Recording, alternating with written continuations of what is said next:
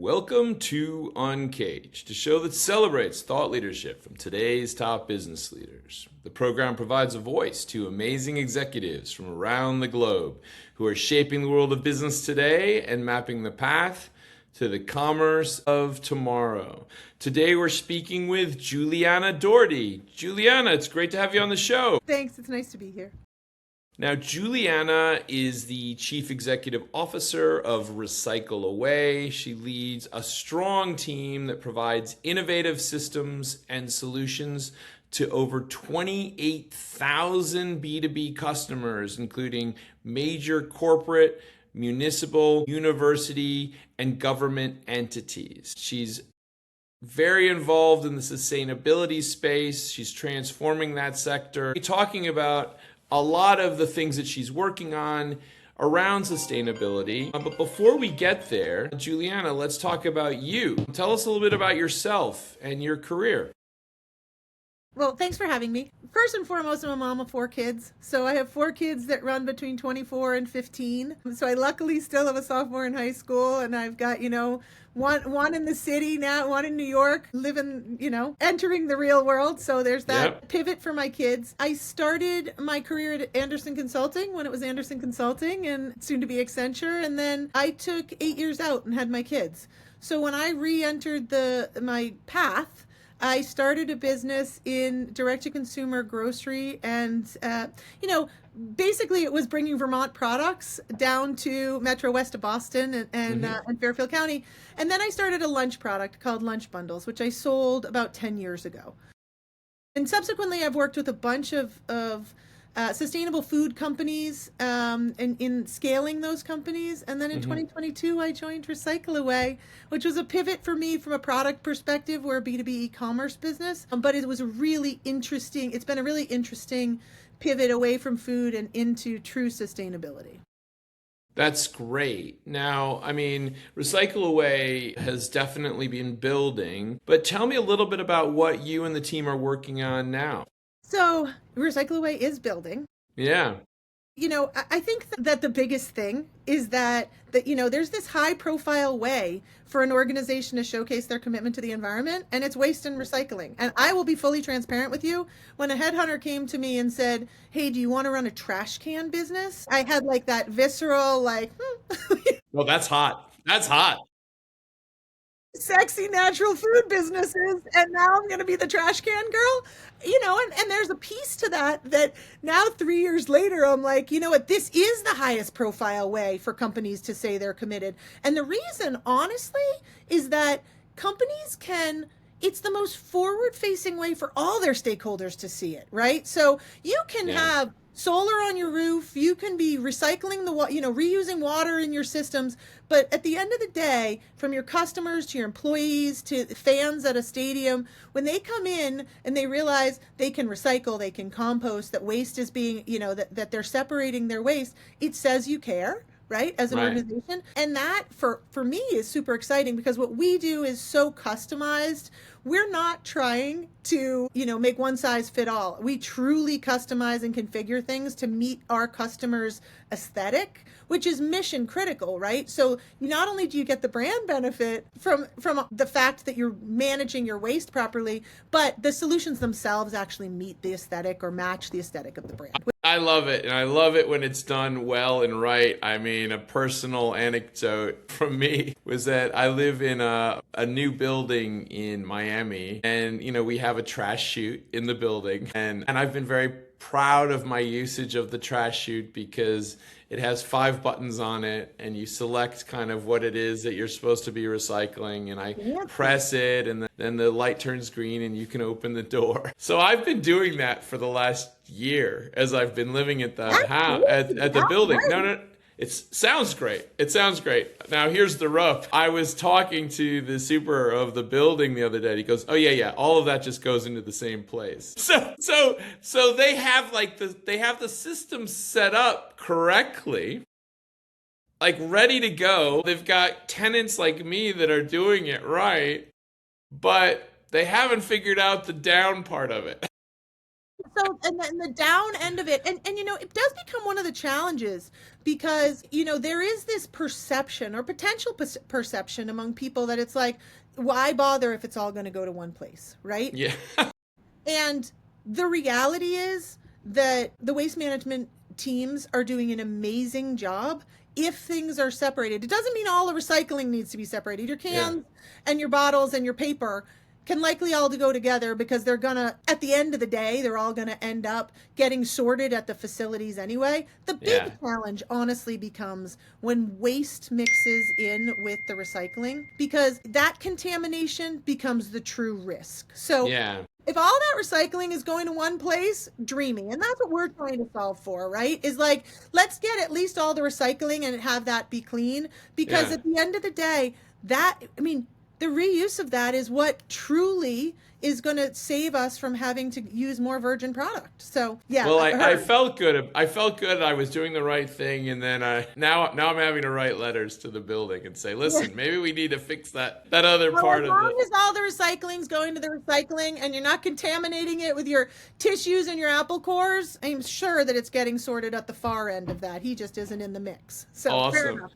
Well, listen, I mean, Juliana, certainly we find that certain topics kind of tick to the top of the list over time. Yeah. What are some of the key topics that you and the team are hearing about from your customers these days? You raise a good one, right? Like, it is getting people to not only commit to doing things right from a waste perspective to help, but truly getting everyone on board to be able to say that getting to zero waste should be the goal, but getting a touch closer every time makes a huge difference, right? I mean, we can't keep just filling our landfills. And for example, glass and aluminum, things I didn't know 3 years ago, glass and aluminum can be recycled indefinitely. We don't ever have to make more glass if we would just recycle what is already out there, right? And true of aluminum as well. So I think getting people on board to commit to trying to do it right in those spaces means not only less in the landfill, but ultimately so much less that we need to make from product that doesn't already exist, right? And so Yeah. the challenges are exactly what you describe. It's not only the commitment of the people doing it, but also the back end catching up to make sure that once things do get into the waste stream, they're truly being used and recycled in the way that, they're intended. I listened to your career, and I know Anderson Consulting well. I'm from Chicago, so Right. It was where my first uh, office was. Yep. for all of the folks out there, Anderson is Accenture, and they were based in St. Charles, at least their That's right. training That's where our facility. training was. St. Charles. You met up with all the kids from all over the world. You graduated and hung out for a few weeks in your St. Charles training sessions. That's right. Exactly. So there was a long period where you would know if somebody was working at Anderson, if they were heading to St. Charles. We're like, oh, you're going for some training, aren't you? That's right. Well, and But kind I mean, of like some fun because it was yeah. really fun with the British kids were all in with the kid. It was really fun. Yeah, but I mean, you've shaped this incredible career now in the sustainability space. And tell me a little bit about what drives that passion for what you're doing, and where are you finding joy? So I got to tell you, my joy fundamentally is that I have 4 rock star kids. So I got to be careful that when I say where do I find joy, they're first, right? Yep. But then as I think about my career, I will tell you, part of what gives me the greatest joy of this business is we're all women. We've become, and that's a pretty interesting thing. And I have these powerful women that really know the category. And like you said, we have a customer base that is giant across every vertical. And I can proudly say my team rocks it, right? They know what's working in universities versus municipalities.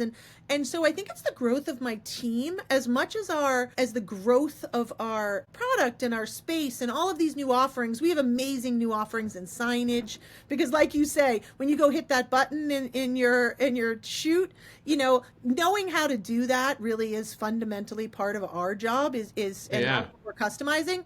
But my team knows what works across all these verticals, but most importantly, they feel empowered to be creative and innovative. And that's what gives me the greatest joy is my teams become increasingly successful since I've joined because they feel really empowered. They're not just transactional. They're empowered to be innovators and thoughtful and customer, leaders for our customers and for the space. So that's what gives me the greatest joy. That's amazing. And I really think, when I think of sustainability, as I mentioned to you before the interview today, it's really an ingredient for just being successful at business Totally. these days. And are you finding that is becoming seen and more accepted with the customers that you work with? Like that the customers themselves are part of, I think, there was a long time where sustainability initiatives were kind of thought of as like an extra thing, right? But now maybe more part of that core process. Yeah, it's a mandate, right? Like now it's a mandate the customers of my customers, right? So, I'm a B2B. So if you were to take some of the players that we work with, taking Yankee Stadium to zero waste. So you either compost at Yankee Stadium or you recycle. That's it, right? And we designed these amazing bins in their space that facilitate that process, right? They have everything else behind the scenes that allows that to happen. But it's a mandate from to be able to do that. And someone like, Carnival Cruise Lines, historically, the cruise industry has been looked at negatively for their environmental impact, right? But then you look at what Carnival's doing in all of their ports and that they're really saying to their consumers are demanding it. It's a mandate from their consumer, right? You can't throw all this plastic into the landfills in the Bahamas, right? Like we've got to be able to recycle it, but that becomes a mandate from their consumer to them and allows us to help facilitate that solution. So, and it's true. One of the most interesting spaces, full transparency, and you've got kids in college too, is the university space. That consumer, the student in universities, they're not having it, right? They're not having it if their universities aren't composting, if their universities. So it fundamentally comes down to these universities, their students demand it, right? Their students demand that they have a way to manage and separate their waste because this generation has been raised with that. So, it's very interesting to see, like you say, like it used to be you could or could not do it. That's just not true anymore. You need to. Yeah, and it just becomes part of that way of doing things, right? It's as the processes become baked in, it just becomes part of life. I mean, I spent the summer working out of Switzerland, and I mean, it's just they've got it figured out. I mean, it's just so baked into the system. Yeah. It wasn't an option. It was just like so hard coded into their ways and their processes. In their homes having like 7 bins because they go through every day and sort. But you look at people who are doing super smart things. So the school district in Stockton, California, for example, have this amazing resource that has come on to work on sustainability in the district, but he's also facilitating that for the students. And interestingly, he's starting with the pre-K and kindergartners because he knows if he can get them and he can get them doing certain things at school, he can get those same kids to translate that to their homes and it becomes baked in like you describe, right? Like it becomes part of what these kids learn in school, they translate it at home, and then they translate it through all of their years in education, and they simply won't accept it not being done moving forward. So there's really smart people working really hard to try to bake it in the US, and I think it is increasingly becoming the mandate. Yeah, I love that. Well, Julianna, here we are looking into 2026. Every year has been a wonderland over the last. It was quite a wonderland, for sure. Over the last, 5 or 6 years. So yeah, for sure. Tell me a little bit about what you're thinking about as we go into 2026. I think for my business, and I just think, if I look to 26 and 27, where are our opportunities? And there's real opportunities, less about scaling the sort of base business and more about scaling the fact that we can provide solutions that extend, right? And this extension around whether it's signage or in the hospitality space, I'm sure if you're telling me you're traveling a lot for work, like you look at what hospitality is doing in terms of you no longer have water bottles in your hotel room, right? You have It's now you've got a beautiful carafe and there's a place to fill it in the hallway, and there's, you think about the things that hotels are doing. You're rehanging your towel, they're not taking them every day. All of that translates. And so for me, as I look at how to scale, everyone needs a finite number of waste bins, right? Trash and recycling. And at the same time, there's an abundant number of places that we can be helping facilitate sustainability. And so for us, that's our mandate as we move forward, right? Is enabling, providing the solutions. And it's exciting. And it really does go back to my team being really creative and innovative about what we're offering. So we're excited about creating additional solutions and innovation. That's amazing. Well, I mean, Julianna, it's been great talking to you. You made me think. I was in Japan this year, and one of the things that everyone remarked on was, wow, there's no trash in Tokyo. Like, how is that? And then you find out that actually one of the things that they did was they just got rid of all the trash bins, all of them. They're gone. And well, it was more done because of a security issue. I guess there had been like a bombing or something. But what ended up happening is, like, you create trash during the day as you're living in a city. You take it home. And you with manage you, it and you properly sort at it home. out, and you sort it out. Yeah, That's really interesting. yeah, and so it definitely changed. Well, I was there for about 2 weeks, and as I was there, it was I have my bag, and I would like pack my bag differently in the morning before I set out. Garbage. I needed my garbage space. It's interesting because you think about that and how it connects into the universities, and there's an interesting pivot. For example, in students' dorms, right? Yeah. Historically, the dorms would be a place where you'd have 3 bins here, there, all around on dorm floors. No longer. You look at somewhere like Northeastern, what they've done is students sort their stuff, and then they go down 11 stories to a waste room, right? And they're putting their waste in the right places. And that's on them. And yes, it's up to Northeastern to provide them with the right solutions, or any of these universities, right? To provide them with the right solutions so that they can execute against that. But it's like no waste on the streets of Tokyo. Like, there's no waste in the hallways of these dorms anymore. That's great. Because people are doing the right thing, and you have a committed base of a consumer, right? Because a student is a committed base of consumer, and it sounds like those in Tokyo have learned they need to be the committed base too. So yeah, that's a really interesting. I haven't been to Japan recently, so that's Well, you'll notice it. It's everyone that I've spoken to feels that when they're there. Like, yeah, I had to take my trash home with me. Nowhere to put it. That's awesome, actually. So, Julianna, we've been talking about a lot of good stuff today. If someone wanted to reach out and chat with you, where's the best place to find you? Yeah, so our website is recycleaway.com, and the beautiful part is there's a phone number right at the top, and I have people in an office in Vermont who answer the phone on the first ring. So it's part of the pride of the organization. Full transparency, when I say I love my people, they are totally committed, but we also run, while it's a B2B e-commerce business, I think what's one of the coolest parts is we're a B2B e-commerce business that's run by people that treat it like everyday people. Right? And so you call, they take care of everything for you. It doesn't feel like you're in a queue. Doesn't happen. So you'd find our phone number, and then our website does it all, and you can request a quote or anything that you need, or just let us know about a project. That's the interesting part that we've become. Here's what I'm trying to solve. Can you help me? And oftentimes you don't need to know what you need. You just need to know to reach out to us, and we can help you get there. Julianna, thanks so much for being on the Uncaged show today. It's been amazing to talk with you. And I love the Recycle Away story because it's an example of how you and the team are kind of molding it and pushing it to be a more scaled solution for companies and for schools and for municipalities in general. Really appreciate the story. We've been speaking with Julianna Doherty. She is the Chief Executive Officer of Recycle Away. The team really works with corporations, municipalities, universities, and government entities. Over 28,000. Wow, that's a great number.